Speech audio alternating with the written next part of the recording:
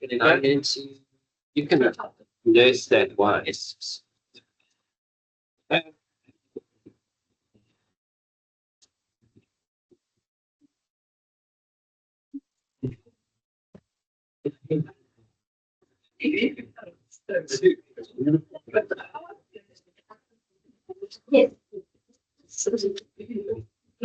Yeah. Just keep it up.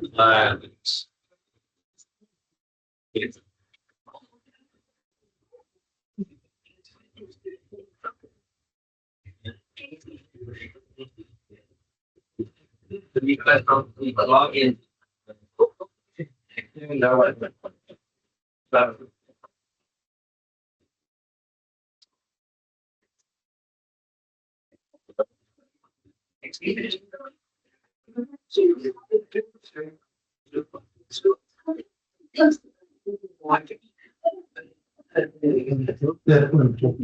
No, that's a very great balance. Thank you. that's a pull out. How's the fire at the back? I need the fire something.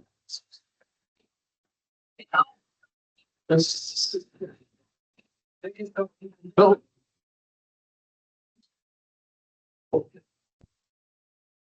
Bill.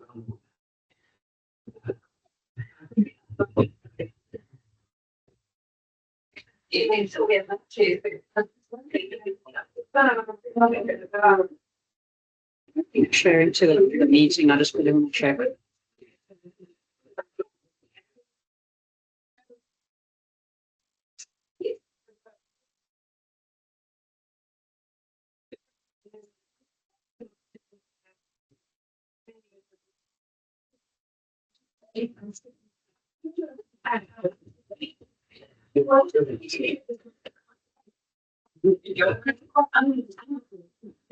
Eleven minutes. So What I might do is might stand over here and advance it myself. But You need to do the notes or no, I don't need the notes. But there's so many little clicks. okay. For me, just constantly Okay. tell you. Okay. But I think what we could do, maybe we could shift this over so the light's not in my eyes. Yeah. Let's just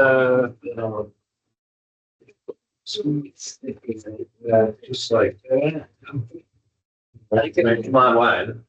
Those two. Okay, so we're gonna shift the business way. Okay. Got it. I'll squeeze in just. Yeah, and then you're not. I think that's all. Back in micro, Does it work? Pull it toward you. Good. There you go. That's good. I don't give you. Great. Okay. All right. Okay. Okay. All right. Can I ask a question? Okay. Hi guys. Thanks for coming to our guest after the home. So everyone I think will know me. I'm Nick and Alex as my partner. So we both run the guest house on Esperance, and that's a side hustle for me, or a hassle, or whatever you want to call it.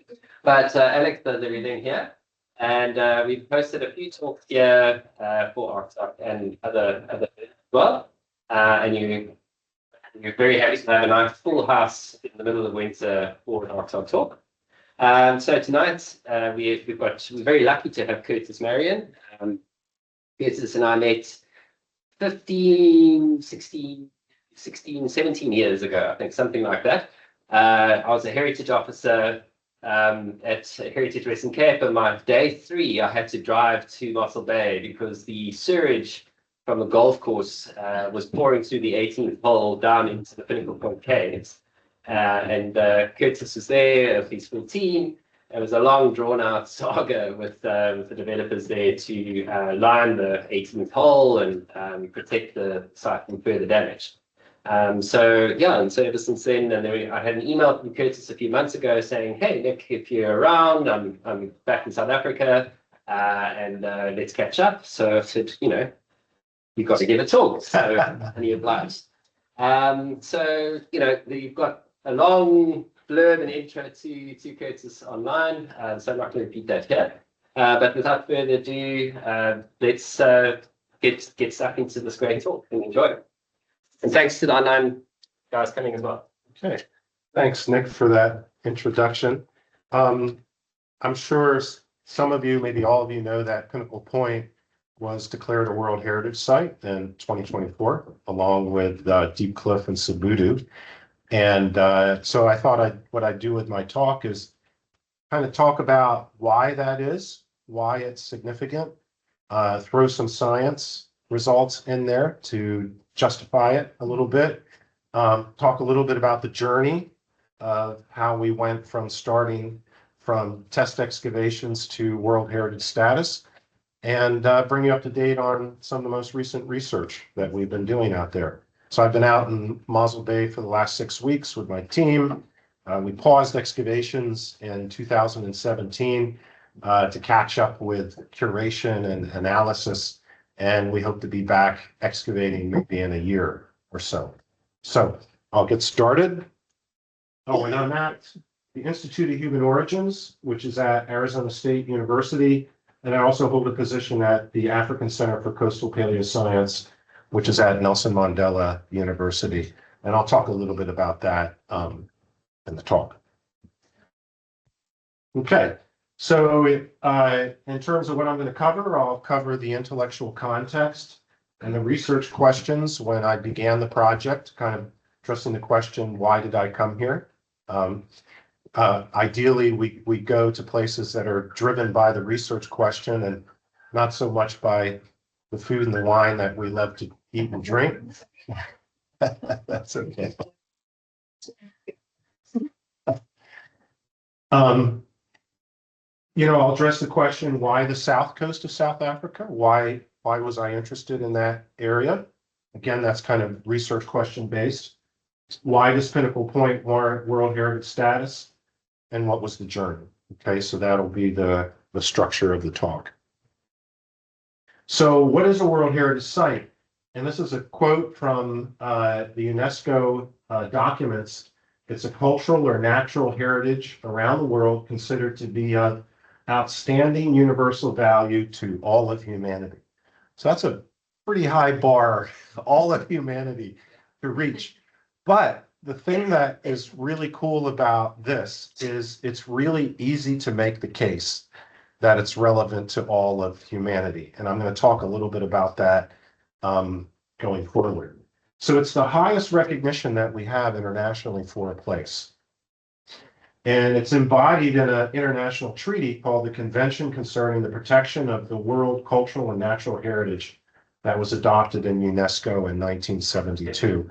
So every year around July, you'll see the new World Heritage Sites announced in the international press. And I always love going to that and see what's going on. And they're often archaeological sites. Archaeological sites, I think, tend to be the highest count number for that. So what was the intellectual context of the research questions when I started at Pinnacle Point in 1999? That was when we started the research project. At that time, we had two basic models for the origins of modern humans. So the origins of all of us on the planet today.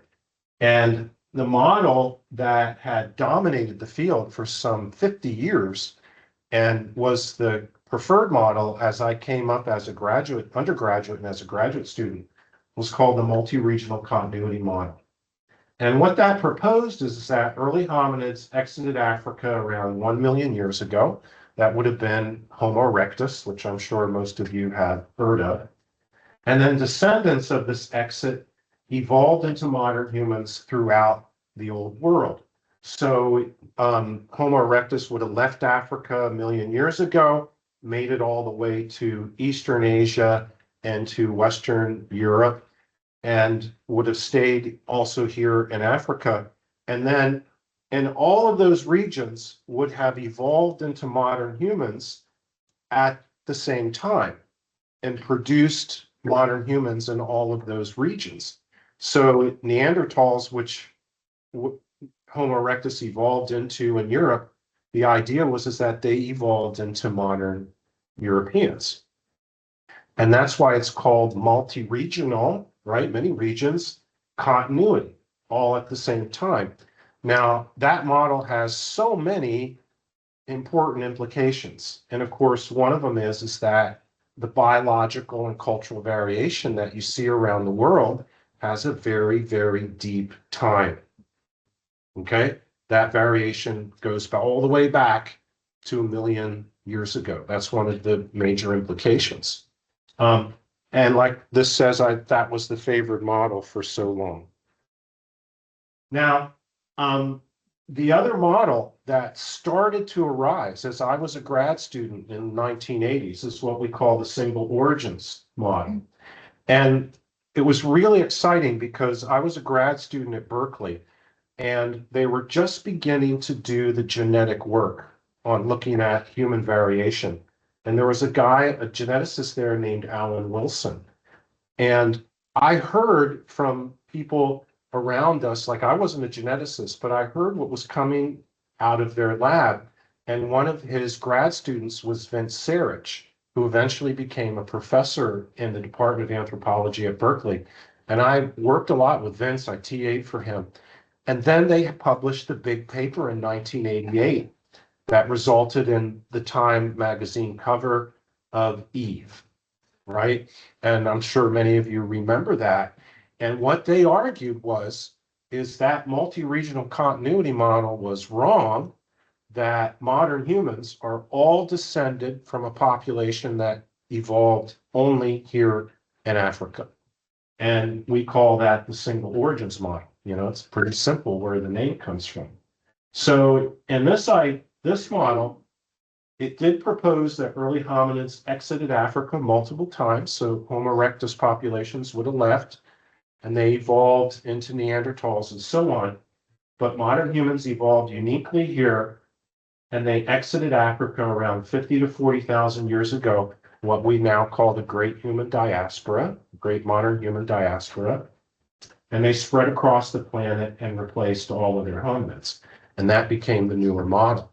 So that was the context that I grew up in intellectually.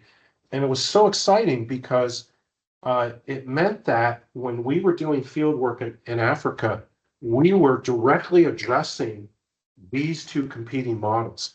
And I promise you, we all battled it out for 15, 20 years. It was a bloody scientific battle, shouting at the conferences, you know, papers rejected. But at the end of the day, we have an incredible result. The multi-regional continuity model is falsified. And in my opinion, this isn't just one of the great results of human evolution. This is one of the most important scientific achievements of all time, because it tells us a story, really important story about us. And of course, our spread around the planet and our shaping of that planet, right? So what do we know now? So 70,000 to 60,000 years ago, modern humans leave Africa, and we don't really know what route they took. The consensus route has always been that they go out the Sinai and the Negev and they spread. But I think that a jump across to the coast of the Arabian Peninsula is actually a better hypothesis. And that's why in November of last year, I was in coastal Ullman, and I was doing recon to look for cave sites there to start a project to test that idea. And they make it all the way to Australia by 65,000 years ago. And they encounter a hominin that we call Denisovans. And there are populations of Asians who hold Denisovan DNA even today. So that population of spreading modern humans encountered Denisovans and interbred with them, such that people in Australia and Papua New Guinea had very high levels of Denisovan DNA. But I think this might also be a route, a sea-based route, and we will see how things go going forward. And of course, they make it into Western Eurasia at least by 40,000 years ago, that date is starting to crumble a little bit, and maybe it might have been earlier. And in the initial exit out of Africa, those early modern humans encountered Neanderthals, interbred with them such that all Eurasians now have Neanderthal DNA in them. So 2 to 4% of the DNA of a Eurasian is typically Neanderthal. So some of those genes were retained. They make it above the Arctic Circle by 45,000 years ago. And again, these dates might be minimum dates because radiocarbon dating only goes back to about 45,000. So it kind of provides a glass ceiling, and we're struggling with that. And, you know, one of the things you should notice is that this diaspora is happening really quickly. And these Africans, as they leave Africa, are adapting super quick to a wide range of environments, right? This is the Arctic they're making it into. And they make it into a continent or landmass that is now underwater that we call Beringia. And that it was exposed because of lower sea levels, because of glacial periods. And they get caught up there for quite some time. So they're living in that environment. And then they eventually break through, and they very quickly make it all the way to the tip of South America by 13,500 years ago. And what a huge impact they had, right? We have a megafaunal extinction in North America and South America. Denisovans eventually go extinct. Neanderthals go extinct. There are lots of huge extinction event in Australia. So that's the shaping impact of modern humans as we spread around the planet today. And of course, now we're spreading to outer space. And I have to say, if I was an alien species watching, I might pull my spaceship over and fire my phasers to end this spread. Given the impact we have on other species. Okay. So what were the research questions I was interested in? Because these, of course, brought me here to South Africa. Does Africa show signs of early complex behavior and culture?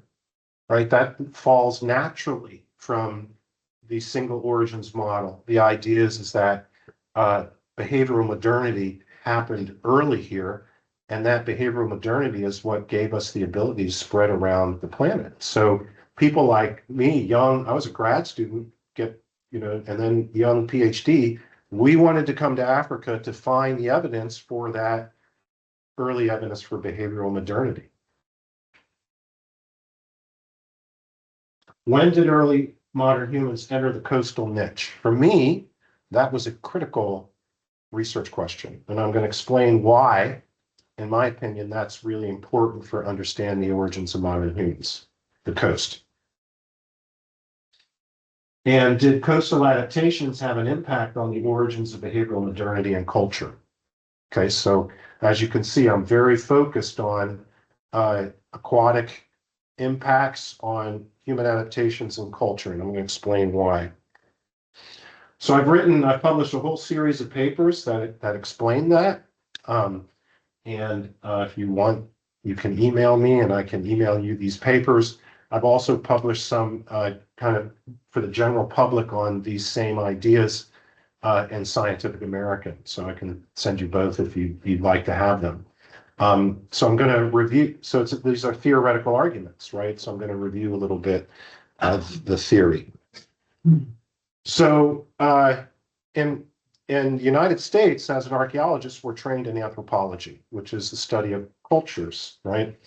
And so I've done a lot of work since I was an undergraduate, comparative analysis of hunter-gatherers all over the world, right? Not just Africa, but Australia, California, North America, et cetera. And we see something very interesting in our variation of hunter-gatherers. So your typical tropical hunter-gatherer, so, hunter-gatherers that live all over the world, Australia or Africa, have some very similar traits. Their diet is normally terrestrial plants and animals. they generally have very little or short-term storage. They don't store food for long periods of time. The technology is light. It can be carried by one person, so they can pick it up and put it on their back, and they carry all their technology with them. Their residential moves are many every year. So a residential move is when you move the whole band of people, your family or a larger band. 10 residential moves is the minimum. It's normally 50, 60, 70. So once a year, they move 50 or 60, 70 times around the landscape. The band sizes tend to be small, 20 to 30 people. And a band is the foraging unit, right? And is composed of several families.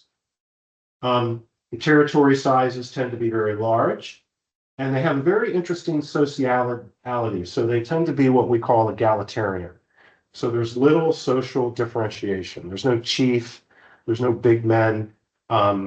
They make their decisions very democratically, and they have lots of cultural mechanisms for leveling people. So in other words, cultural mechanisms to keep everybody the same level. And that's a really interesting thing to see, but it's universal among these groups. And finally, their warfare levels tend to be quite low. So there's violence in their societies, absolutely, but what we will call warfare, this organized fighting between ethno-linguistic groups, or what we call tribes, is quite uncommon in these groups. In Africa, you have many great examples. Khoisan people, Pygmies, and Hadza in Tanzania. And interestingly enough, they live in very different environments, but they have these same traits, right? And what seems to drive the similarity is this emphasis upon terrestrial plants and animals. Things change wildly when hunter-gatherers shift their diet to aquatic resources. So when they shift their diet to aquatic resources and they have a mix of aquatic and terrestrial, you see lots of investment in storage. So they'll build stone storage units, and they'll store things up in trees and store things in the stomachs of seals, and food will get stored for 9 months, 12 months sometimes, concentrated in one location. The technology gets very heavy and complicated and hard to move, right? The residential moves become few, sometimes none. Hunter-gatherers of this type sometimes form villages, and they don't move at all. Band size can be large, 100 individuals. We have villages in North America that have 1,000 people living in them. This is wildly different than 10 to 20, right, in your band.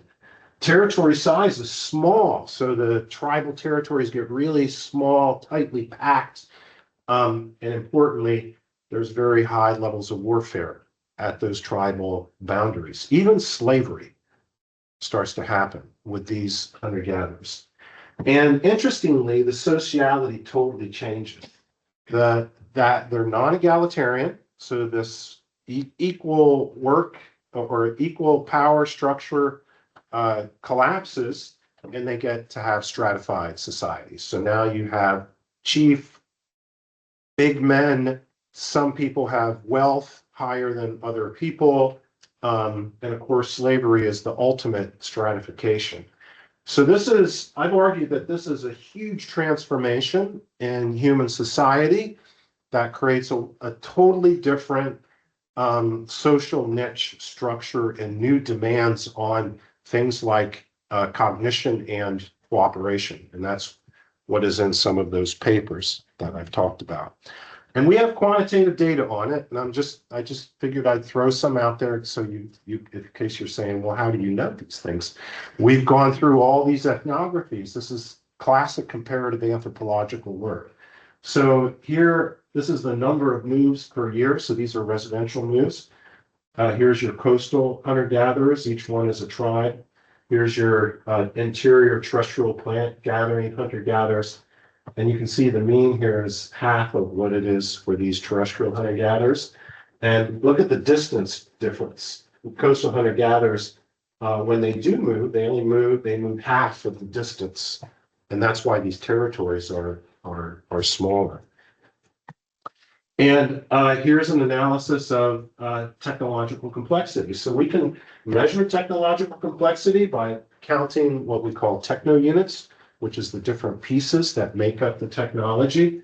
And here's our coastal hunter-gatherers versus our interior hunter-gatherers. So they have twice the number of techno units. And we can even plot that against the amount of aquatic food in the diet. You can see that as aquatic food goes up, the number of techno units goes up. So we can quantify many of the qualitative summaries that I just showed you. So this is, we can approach human variation in a scientific manner like this, and it just shows us that as aquatic food comes into the diet, we have a transformation that takes place. So why do these coastal resources cause this complexity, right? So this is a movement from a more simple structure to a more complex structure. Why does it do that? The resources on the coast are dense and predictable, and that seems to be the key trigger. And in fact, we have really strong theory and behavioral ecology that predicts many of the things that we see among coastal hunter-gatherers. When you have dense and predictable resources, it triggers warfare. Because since the resources are clumped, it pays for other groups to come and take them, but it also pays for you to draw a boundary around them and protect them. Okay, it's this classic ecological theory. It reduces your mobility.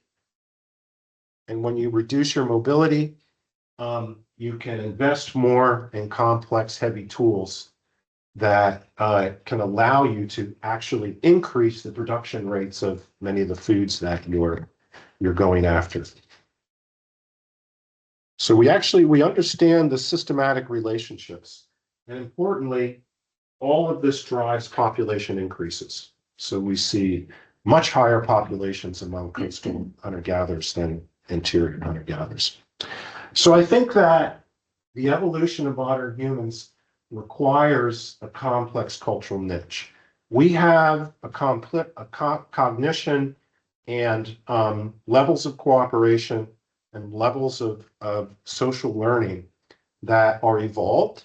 Okay, they're built by evolution into our psychology and our brains. We don't just reinvent them every time somebody's born. And so I think it's this shift that drove the evolution of these traits that are unique to modern humans. These are the things that we call behavioral modernity. So as we increase reliance on aquatic foods, it increases sedentism, it increases technological complexity, it increases social and institutional complexity, and that creates this new evolutionary niche that eventually produces modern humans. And of course, the downside is this increases warfare.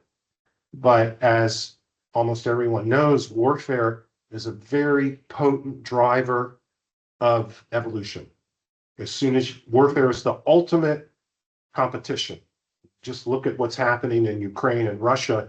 We're seeing a wild revolution in technology happening there. So I think this drives the selection for this hyper pro-social psychology that modern humans have. And what I mean by that is this hyper cooperative tendency that modern humans have. This is a great example of this evolved cooperation. You could never fill a room of chimps like this and expect them to cooperate. We're evolved to do this, and importantly, we're evolved to do it with people we're not related to, by kin, right? That's completely unique in the animal kingdom. And also for the high levels of complex social learning that we have. And, when you put this all together, that's what produces our cultural adaptation. And that's how we spread around the planet, is that cultural adaptation. So that's why I'm interested in the coast. And I've been interested in the coast for 40 years because of those reasons. That's the theoretical background to that interest. Now, how do we get an aquatic adaptation in Africa? Well, there's two ways. One is fishing in rivers and lakes. The problem with fishing in rivers and lakes, it requires really complex technology. So you have to ratchet up your technology before you can be an effective aquatic hunter-gatherer. The other is the intertidal zone.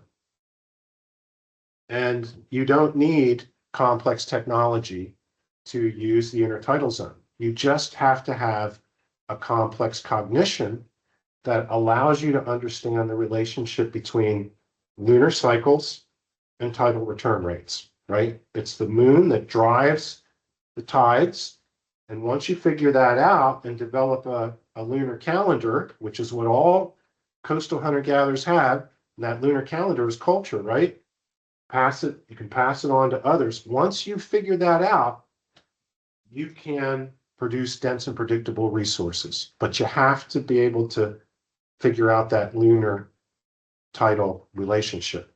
I've written papers on this, and if you're interested in it, I can send them to you. So now you know why I ended up in South Africa. Why did the guy from the United States come all the way here?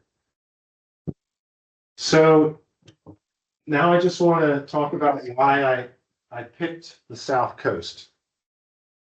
So I started at De Kelder's Cave. That was my first opportunity to do coastal archaeology in South Africa.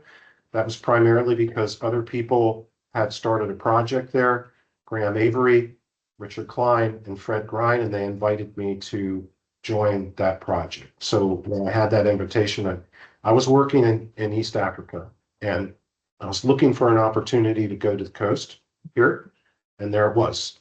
So I took it, right? And worked there. We excavated for 3 years. Then I spent 4 or 5 years working on the collections at the Ezekiel Museum. But I always wanted to come out here. I'll explain why in a second. And I did end up at Pinnacle Point, and also Vleersvlei, which is the bay to the west.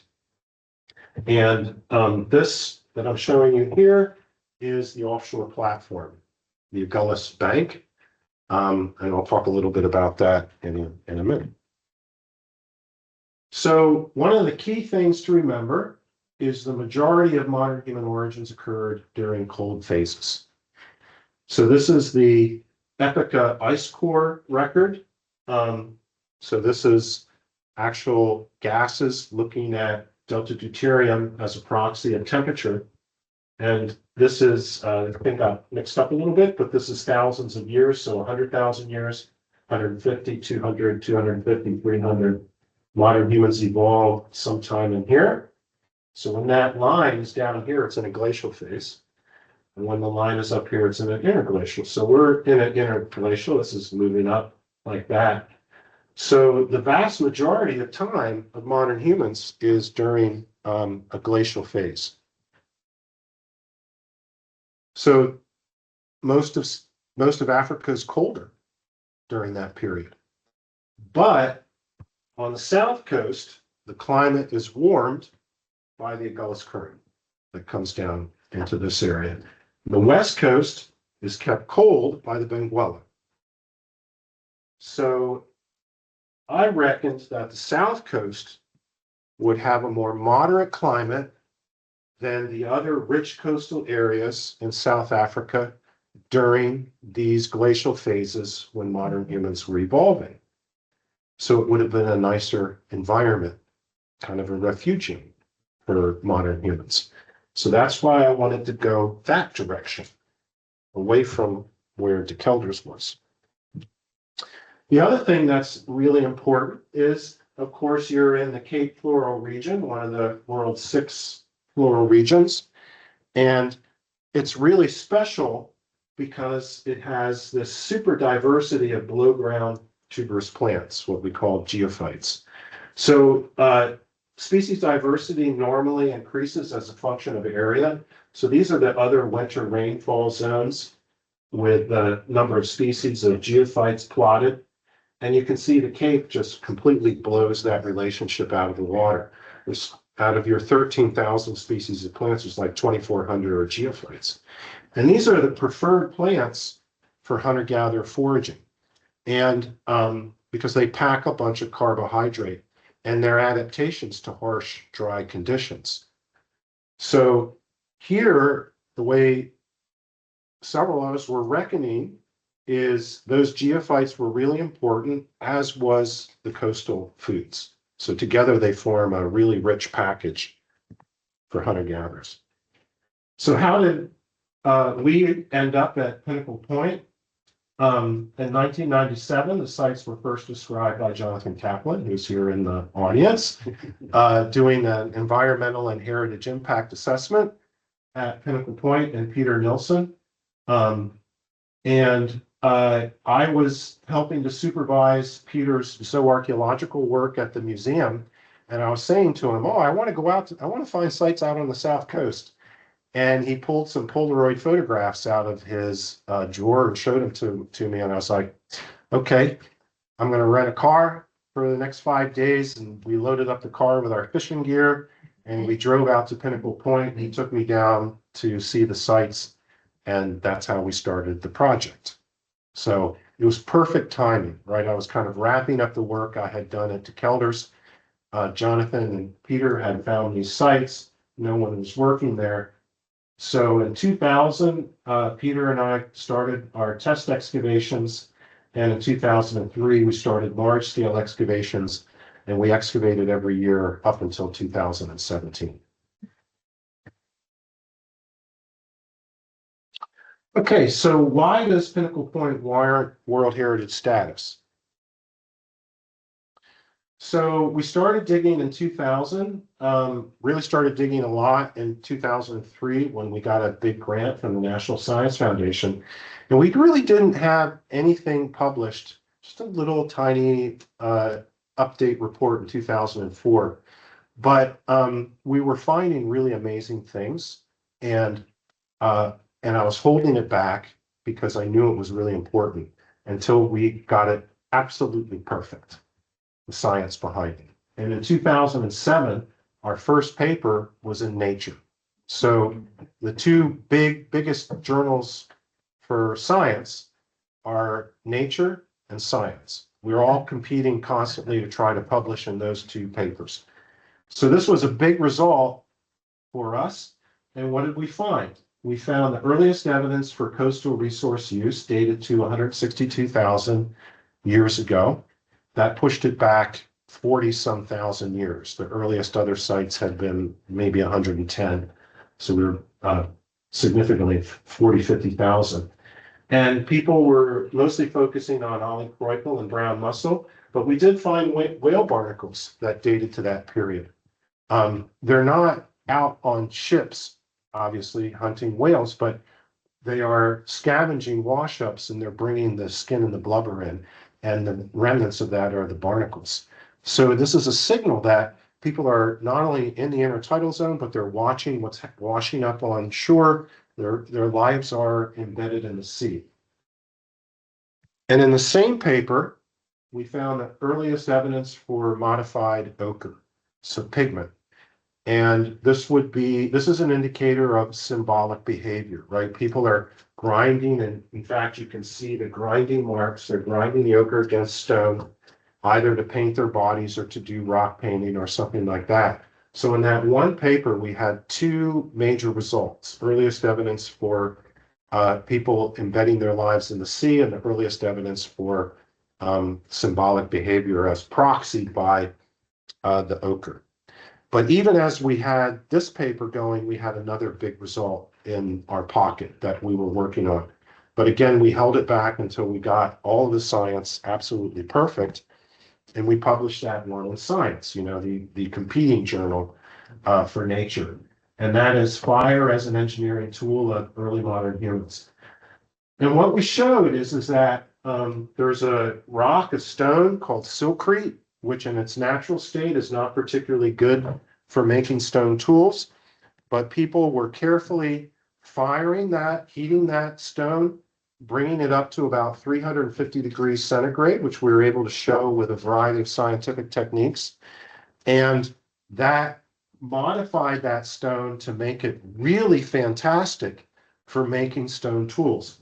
So that beautiful shiny red spear point that you see there was experimentally made from that piece of silkcrete. Look at the transformation, right? Because the heat, this is called stone tool heat treatment. And the way we reckoned they were doing it was they would dig a hole in the sand, they would put the raw silkcrete down below it, cover it with sand, and then put on top charcoal to slowly raise the temperature up to 350 and hold it there for about 8 hours, and then slowly let it go down. So it's a very complex process. They understand heat, and it's lightly vitrifying that stone. And here was the thing that really angered my French colleagues. The prior earliest evidence for heat treatment, 20,000 years ago in France. And obviously we're just blowing that away. So, you know, what you're seeing here is that, well, with this second paper, now Pinnacle Point's famous, world famous, right? And going from nothing, nobody knew what we were doing out here, to this status. And both of these processes were arguing, or all three, right? The use of ochre, understanding lunar tidal cycles, heat treatment, these are all showing complex cognition and a complex social transmission process, right? Passing knowledge between people and down generations. So now we're right at the origins of what we're calling behavioral modernity. And people were still fighting over it, right? So we're now in the mix, right? We're in that fight. 2010, we published the earliest evidence for seashell collecting. These are animals that we know that were collected dead because they have beach wear on them. Okay, so those are animals that did not have meat. And even today, these are animals that look beautiful in their natural state, not so much in their fossil state, but are valued by seashell collectors. And seashell collecting is, again, it's a cultural, symbolic activity. It's often exchange related, and it shows us that people have embedded their lives in the sea. These are aquatic hunter-gatherers. Then we had our third major result, and this time we went back to Nature in 2012, where we published the earliest microlithic technology. Originally, it was dated at 71. Now we've pushed it back to 73, and we even made the cover of Nature with this. So what are microlithic tools? So these are microlithic tools. They don't look very impressive. That's a 1 centimeter scale, so they're quite small. But they are a breakthrough technology. And prior to this work, in Eurasia, again, you really don't see microlithic technology until about 20,000 years ago. So they're too small to be held in your hand and used, right? So that is an example. Rather, we know that they were embedded in wood and bone tools. You would take a bone, worked bone shaft, you put a groove in it, and then you glue into it multiple microliths. That's what you're seeing. These are from a bog in Norway, where we have beautiful examples. And you can see they are on the edges. And we've actually found burials where people have a little leather sackie and they'll have 20 or 30. We haven't found those at Pinnacle Point, but elsewhere where you have that preservation, 20 or 30 of these things. And that's because Stone Age people carried them around and retooled, right, when they needed them. So it's really a breakthrough adaptation, but they're normally associated with advanced projectile weaponry. So they're micro, small stone. You're lightening the point so you can either throw it with an atlatl or with a bow and arrow. So they're signaling advanced projectile weaponry. And notice modern humans leave Africa shortly after that. So we think that modern humans are leaving Africa with this complex cognition, advanced cooperation, and they're armed with projectile weapons, which we know Neanderthals didn't have. And Australian Aborigines were the masters at microlithic technology and at-lateral projectile technology. So we have ethnographic examples of this. So our next major result was published in 2018. Humans thrived in South Africa through the Toba eruption about 74,000 years ago. I'm not going to go into it in too much detail, but Toba was the largest volcano to erupt in the last 5-6 million years. Here's just a figure showing how powerful it was to some of the historical ones that we know of. If Toba went off today, this is a civilization destroying event. Okay, it would throw so much ejectamenta into the atmosphere that it would cause 30-40 years of global, freezing, and it would just wipe out agriculture. We'd all be dead.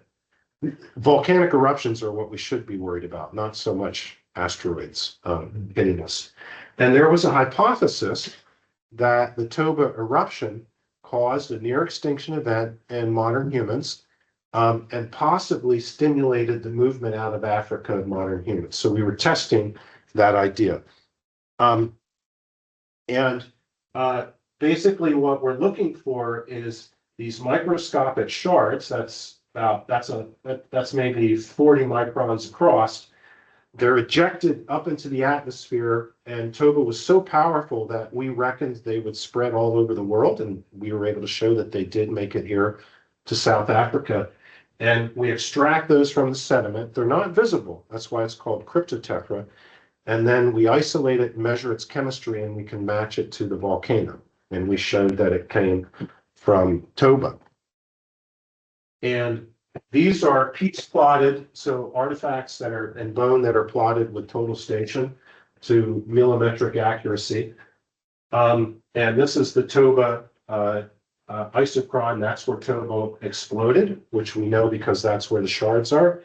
And we showed that humans here on the coast lived across that volcanic eruption. There was no disruption in occupation. So we showed that here on the coast, there was not a near extinction event. Doesn't mean it didn't happen elsewhere. We're looking elsewhere in Africa, and I have a Ph.D. student this is her main research. And those are the furthest traveling shards yet discovered anywhere in the world. So we were really on the edge of technological feasibility. I had a lot of people just laughing at me when I started that project, but we had the last laugh.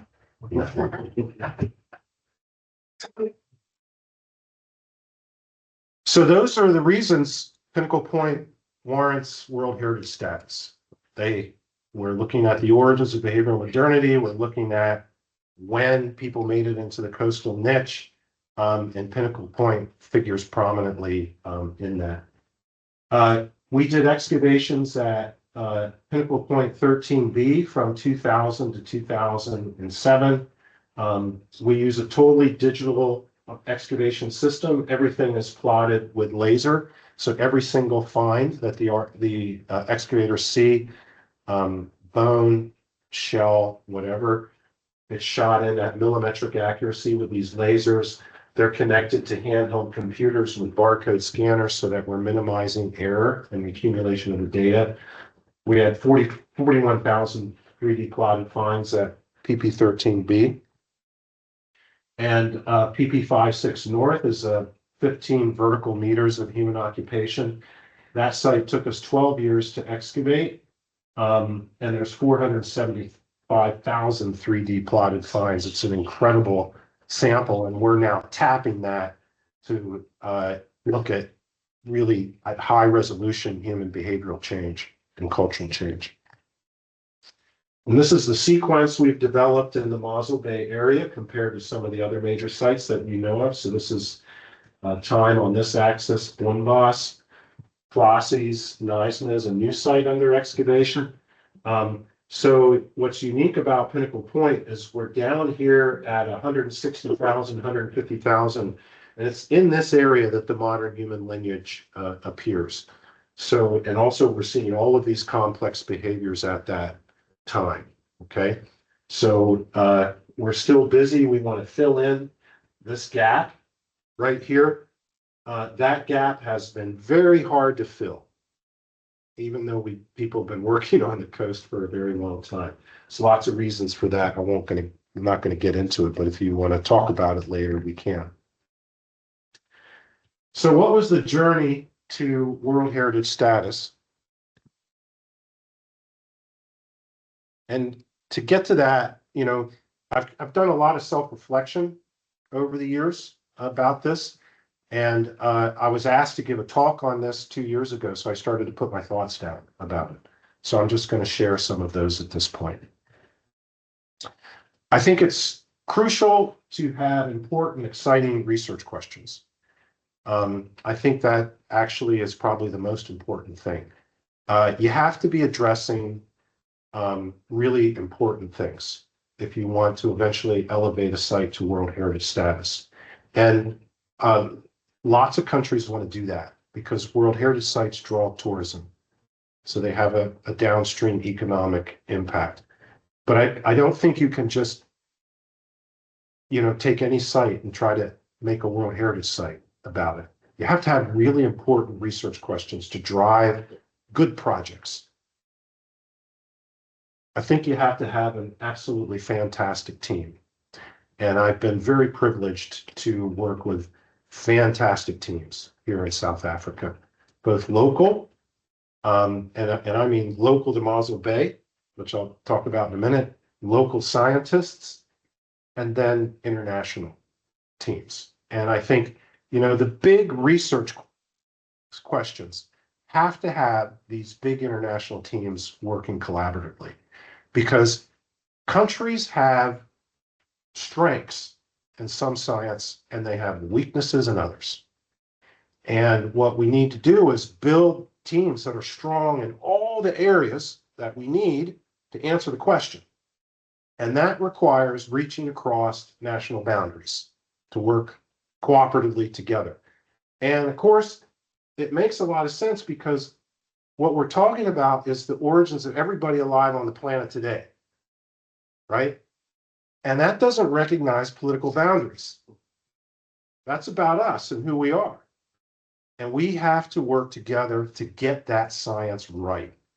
And we want to be getting it right quick, not waiting, 30 years to get it done.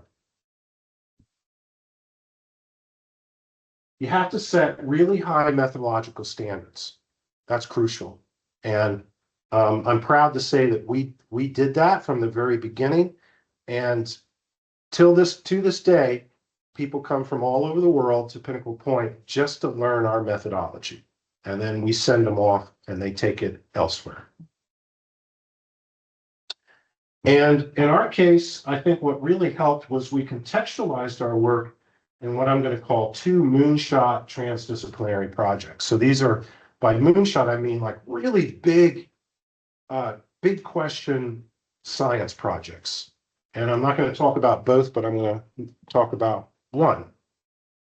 Now, when we look at the important modern human origin sites on the South Coast, Colossus, Nelson Bay Cave, and Iceland, soon to be, Pinnacle Point, Ullman, you can see that they sit currently on the coast, but there's this, the Agulhas Bank sitting right off it. And the Agulhas Bank descends really gradually out to this point right here on this map, and then it drops down.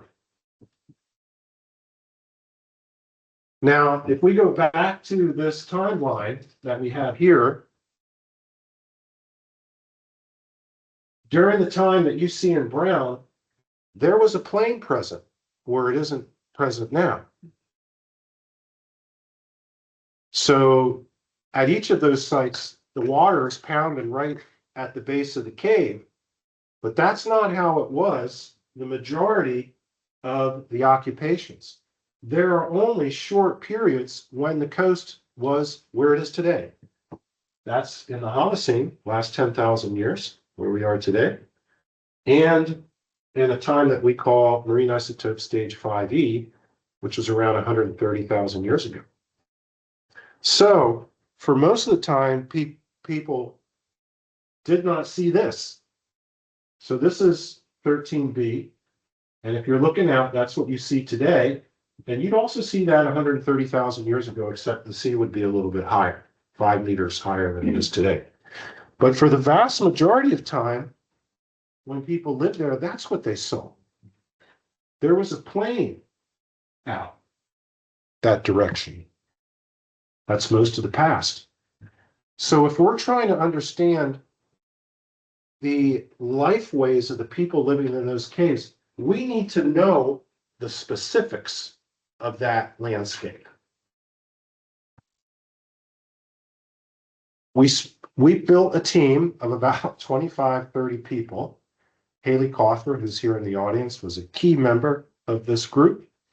And there's a whole talk I give just on this project. If you want to have me back, I talk at length about it. And we started that project in 2011. We raised $1 million from the National Science Foundation in the United States. There were a ton of South Africans involved, a ton of international scientists involved, all great people at the top of the game. And in 2020, we published a special issue in Quaternary Science Reviews that reconstructed the ecology of that offshore platform. 22 papers covered all the workflow, and it sketched a general model of that extinct ecosystem. So that's what I mean by a big moonshot project. We're reconstructing what a terrestrial ecosystem was from one that's now under the ocean. It was challenging. So I'm just going to summarize it. Here's the current coast. Haley had a lot to do with the production of this map. And I'll never forget when Haley first showed her geological map, which I don't have one here, and she showed these big riverine systems that cut through it, emptying out into the Indian Ocean during a glacial phase. And these colors here are vegetation, the vegetation. So we built a vegetation model. We drove it by a climate model and projected what the vegetation looked like. And let me just summarize it. When people woke up in those caves in the morning and looked out, they didn't see fynbos. There was a savanna grassland that was there. Totally different environment from what we expected. And that savanna grassland had the giant extinct buffalo and wildebeest and zebra moving back and forth across it like a classic African savanna. Yet, but through much of the time that people lived there, the coast was still within their exploitation zone.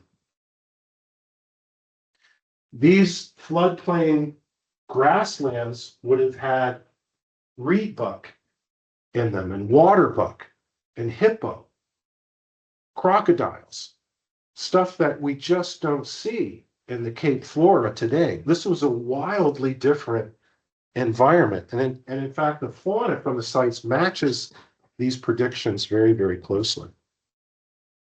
So this produced a uniquely rich environment on the South Coast.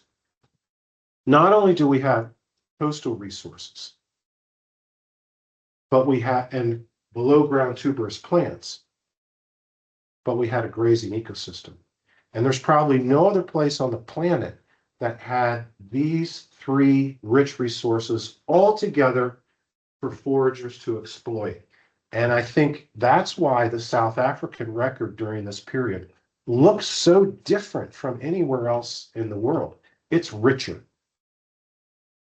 And it's this unique confluence of resources that's producing it. Okay, so I'm going to wrap this up. What else drove our success getting to World Heritage status? Constant external funding. That's crucial. And we need to get our funding organizations on board to providing that. For me, it was the National Science Foundation and the Hyde Family Foundation, which is a private foundation in the United States, that I built a relationship with starting in 2002. And they were always there for me when I needed the money. Because NSF grants, they kind of come and go. But when your money runs out, you don't want to be firing everybody. And that private money was always there to help me out, keep my people employed. Embedded in the local community, this is crucial. Listen to the community. When I started realizing that we had something really special, I started asking people, well, what do you want from the archaeology? And the local people that we encountered always said job creation and a strong outreach program. So when we started, we immediately formed a partnership with the local provincial museum. That's the Diaz Museum. And they were amazing. They gave us the Munro House to use as our lab, and it's still our lab. So that gave us a place where we could do our work. It's fully equipped with workspace, storage, computers, microscopes. If you went out there today, you'd see there's 10 people just shoved into the Munro House, studying bone, learning, teaching. We've got 5 students from all over Africa and South Africa that we're training. That was crucial to our project, being based there. Not, moving back and forth between Mossel Bay and Cape Town. That can kill a project. A great local team. These are the 5 greatest excavators on the planet. And they're all local Mossel Bay folk that we've trained. They can run total stations, they can run computers, they pick apart an archaeological site like termites perfectly. And then when we're done excavating, they're back at the museum curating, coding the material. Some of them have worked for me for 15 years. Wanda there has worked for me for 15 years, 16 actually. Without them, none of this would have happened. And very early on in the project, I made a huge effort to find local people, train them, and give them good jobs. And the Hyde Foundation has allowed me to do that, right? Because I've got to raise their salaries every year. Crucial. The other thing is that we built a new program at Nelson Mandela University, the African Center for Coastal Paleoscience. Big group of scientists that affiliated with that. They ran the Paleogallus Plain project. They were the ones that built that ecological model. And we recently moved it to the George campus. And we're hoping there's a very good chance that that's going to be our building. It's not locked in yet, but I hope in the next couple of years, we're going to have some very exciting news for you about growth in that unit based right there on the South Coast, right next to the World Heritage Site, so that, I turn 66 in a couple of weeks. I'm never going to retire, but I have to find a succession plan, right? And that should be a South African, and in my opinion, based locally. So our hope is to have a paleoscience research unit with faculty lines at Georgia campus, taking over what we've created, this team has created, and bringing it forward into the future. That's the long-term plan. We've done a lot of outreach. We've had these archaeological day programs with local students, and we've trained tons and tons of archaeology students. And a big part of it, I think, was writing for the general public.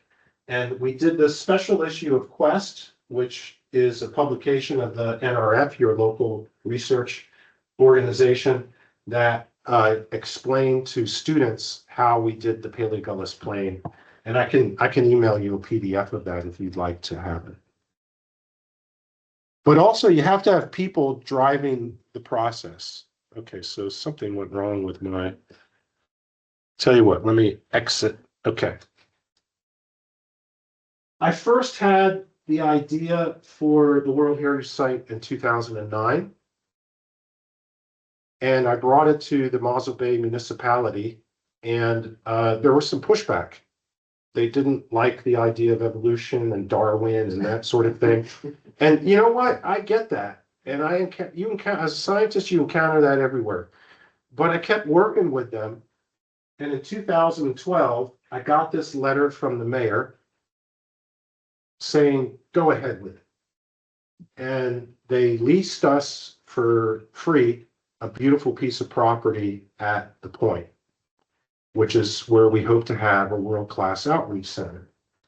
And I want to give a shout out to two people who pushed the process at the beginning, Jenna Laban and Andrew Hall, who formerly with Heritage Western Cape, 2011. They were really pushing it hard and helping me get it going on the Pinnacle Point side. And then eventually, this was really important. Maria Grazia Galimberti was appointed the champion as a salaried position. And once we had somebody working on it full time, it really took off. And it never would have happened without Maria Grazia Galimberti. And she was the one who got the application submitted. So, you know, and there's so many people I could put in here. But I just wanted to mention these key people, but also this key moment where I finally got the community behind it, and they've been behind it ever since. And the end result, of course, was Pinnacle Point, Deep Cliff, and Sabudu being declared a World Heritage Site in 2024, and with the name The Cradle of Human Culture as a nice complement to what you have up north. So that's it.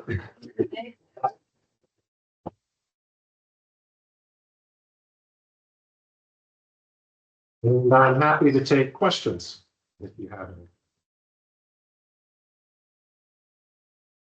any. I have a question about soil chemistry. Sea level was to a point where it had been lower for 90,000 years and then came back again. But the area, the coastal plain has been inundated for a long time. And you would have got a lot of nutrition coming out of the water, filtering out of the water, platonic snow, as they call it. Are you considering that? In other words, what I'm seeing working in the plain bowls is that it doesn't support an awful lot of animals. No. The evidence I've seen is that those plains could look like the Serengeti plains at times when the sea levels were lower. And you see this, you see evidence of hand axes at Cape Point. There's a record with the Simontown Museum of people coming in there thinking they were archaeologists and going away with packing crates of hand axes. And I've seen it down at Nelson Bay as well, there, where in deflation hollows, there's hand axes all over the show. So people on these high points were napping their tools and looking out at what was going on in that plain below them. But to have supported the large amount of animals in Cape Point, I mean, I worked at the reserve there for years, and I mean, the amount of the carrying capacity we had was so low. But in those days, there must have been a massive amount of animals down below. And I suppose that not only did it support a greater range of animals like wetland species, but also that there's definitely a lot more grassland in the vegetation mosaic, I presume. Yeah, so as you're indicating, the majority of soils in the Cape Flora region are nutrient poor, right? And the richest soils are the ones that are on the shales. In fact, it was Haley and Richard Cowling who built Haley built the geological model from which we could infer soil type, right? And then once we inferred soil type, they then reconstructed nutrient status for those soils. And Haley, maybe you want to say a few words about that? I can do. Yeah, so we mapped the seafloor using geophysics methods, and we took grab samples and scuba diving samples to ground truth, the acoustic data. We mapped both superficially and slightly penetrating below the seabed to try and capture the sort of 3D geometries of those paleo landscape surfaces on the seafloor. One thing that we have considered, in fact, I wrote about it in my PhD, but we haven't published it yet, was the role of phosphate in soil nutrition, because exactly as you say, the seabed has a lot more chemical deposits that are and in different concentrations. So we haven't written that up yet, but it was definitely a basis in our projections. We also calculated based on sea level rates of change, the amount of time that soils would have had to form, because of course soils require time to. And for the most part, the average life cycle of those soils we think was 70,000 years, which is significant to become sort of carbon nutrition friendly. So, But I mean, obviously would have got leached out over time, and the sea levels had regressed. But yeah, and we have a highly erosive coast, so the waves also destroy a lot of those. Yeah. You see, because from what I understand, people were here around, I'm just going from what we know from the elders, 50, 60, 70,000 years ago. But it wasn't a continuous, in other words, there seemed to have been times which were much more attractive to people. I might be wrong, but that's what I think came out from the Kelvins, at least, that the Middle Stone Age didn't extend throughout that whole time period. Yeah, so DeKelders, so I worked at DeKelders, and the dating there was done when many of these new techniques were in their infancy. So it's optically stimulated luminescence dating, electron spin resonance dating. We applied those to the DeKelder sediments, but that was happening when those techniques were really new. And that whole sequence needs new dating. Absolutely. And the PP56, the Pinnacle Point sequence, is dated when those techniques are matured. And we have a really robust age model for these sites. So PP56 North dates from 100,000 to 50,000, and it is continuous human occupation all the way up. There's no abandonment. And that's dated with 169 OSL ages. That's the highest resolution model anywhere on the planet for that time period. So that does not surprise me, because on the South Coast, with the combination of those geophytes, shellfish, and the Paleogallus plain, you have an extraordinary environment for people to live. And I as you move to the West Coast, things get a little tougher, right? The environment's harsher. One of the things that's going to enrich the South Coast is during certain climate phases, we're getting higher levels of summer rain. Summer rain enriches the overall ecosystem enormously, where we know the West Coast, and particularly DeKelder's area, that's solidly winter rain for hundreds of thousands of years. We've just published a stalagmite that shows that. So that's a tougher environment over there. And I wouldn't be surprised, as we start to improve the resolution of our age models, I wouldn't be surprised to see some abandonment on the West Coast when conditions get really harsh. But I think the South Coast is going to be attractive throughout glacial and interglacial fluctuations, which is, why I was targeting that area. The challenge, I think, for like Pinnacle Point is that the offshore platform drops off 95 kilometers out. So there are huge time periods where that coast is very far away and too far for hunter-gatherers to exploit it, right? So I think if you're trying to understand kind of a continuous record of coastal adaptation, Colossi's might have a better record for that, because by the time you get to Colossi's, the coast is not going 95 kilometers away. It's always pretty much within the daily foraging radius of hunter-gatherers. And of course, when you get on the East Coast, it's always, because the Agulhas Pank is gone. So you have this really interesting paleogeographic problem on the south coast. But nonetheless, you know, at PP56, people are there always, and really dense occupations. Yeah. Hi, I think that's wonderful, by the way. Thank you. There's so many range of questions. I have two packed into one quick. And this gentleman mentioned a moment ago, Nelson's Bay Cave. Yeah. I was very lucky enough to be there in January. Mm. Saw the cutout that they have leading back 120,000 years. That site gave me away, and now I'm learning about Pinnacle Point. I know that site, I think, was World Heritage status in 2004. That one's not one. So the World Heritage Site is what we call a serial nomination, which is sites that are not geographically connected. Okay. So at this point, it's Sabudu, Deep Cliff, and Pinnacle Point. But there's the plan is to add other sites, like Blombos is an obvious candidate. Colossi's is an obvious candidate. So those are, as I understand it, are in motion. Nelson Bay Cave is not yet in there, but Nelson Bay Cave, very important to the history of South African archaeology. Ray Inskeep did the initial excavations there. Richard Klein then followed up with more.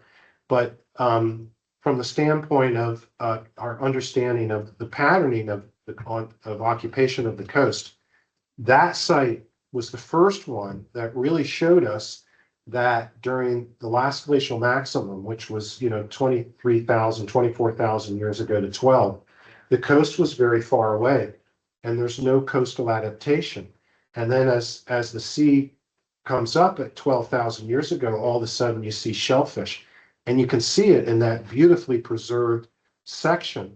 If I remember correctly, Jeanette Deacon was the one who established that. In my opinion, that's a fantastic teaching tool right there. And we would love to do that. We probably can't do it at the site, the Pinnacle Point sites, but Cape St. Blaise Cave, which sits in Mossel Bay, just up on below the lighthouse, that site, is one of the first, could be the first Middle Stone Age site excavated in Africa back in 1888 by George Leith.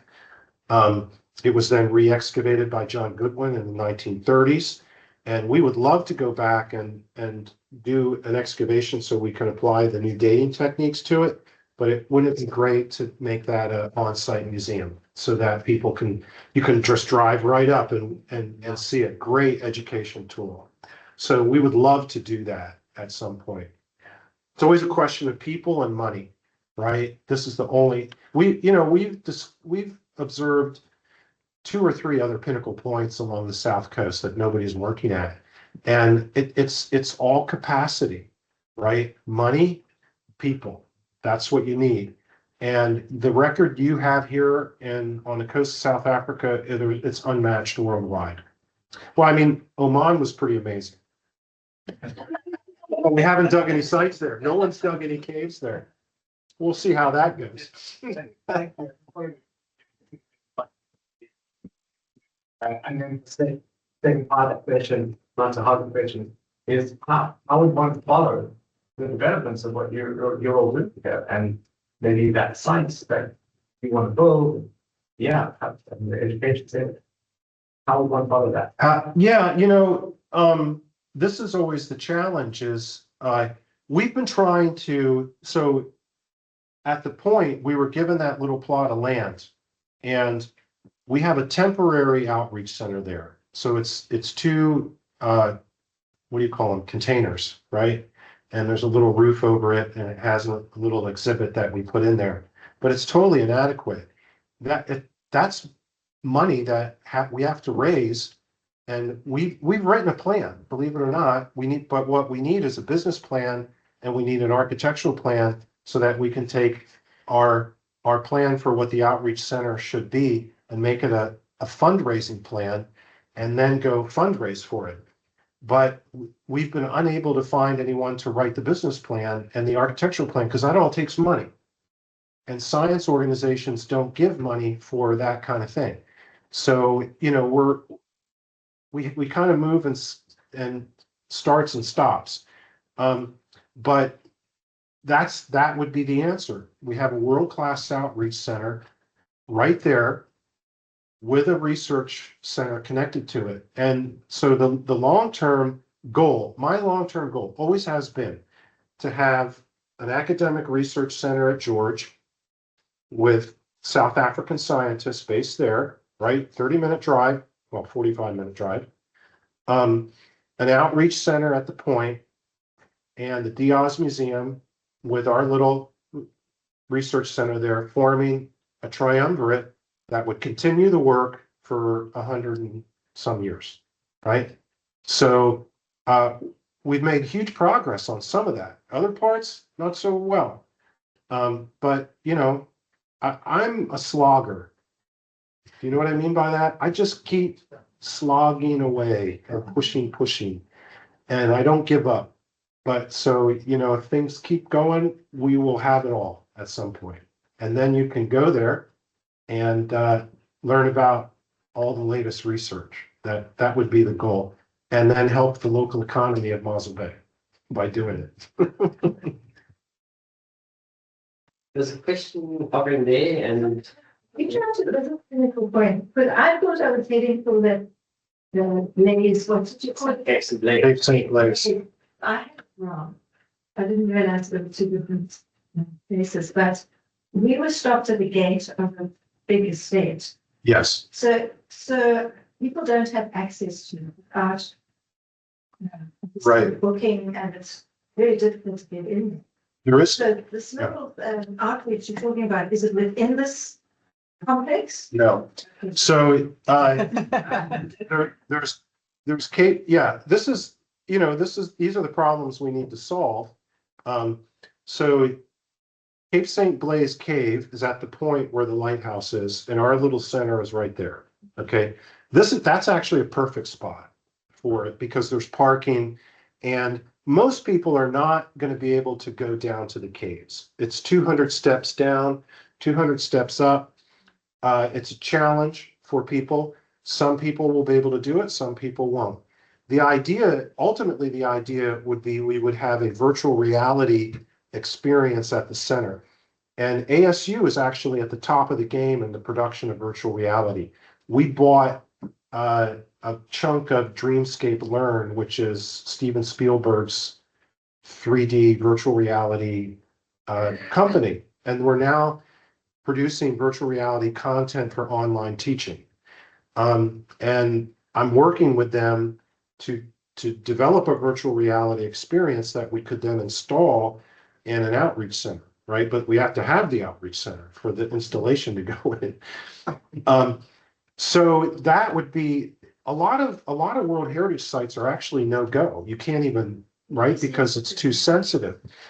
13B is right now, you can take a tour. You have to book it with the Point of Human Origins website, right? And go down with an experienced guide. It's really cool. We don't take you to PP56 because PP56 needs permanent conservation measures. And I'm working on that now. I've raised money to help with that, and I've brought landscape architects, and we're starting to build a plan for that. And once that is installed, then we could also bring people there. Now, I do give a tour of the sites. It's a 6-hour tour. If you know, we can get, you have to be ready to do some scrambling and climbing. And it is a detailed science immersion thing. So I did it twice on this most recent visit, and you know, with students and scientists and stuff like that. So there are ways to get it, but we need to get it more formalized. I agree.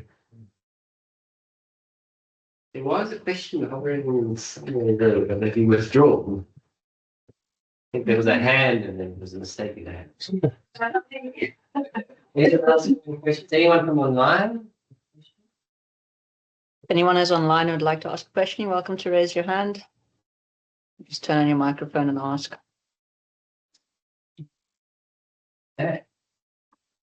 Doesn't look like it. Hunger is calling. Yeah. We can do that. So thank you from the Western Cape branch of the ArcSoc. And I heard you like caps. So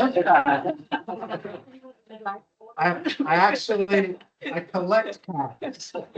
And we're a different one every day. Yeah. Thank you.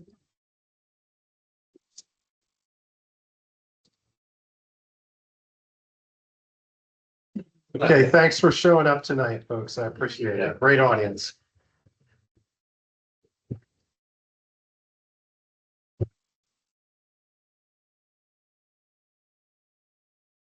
So for those of you who know, you're coming to the South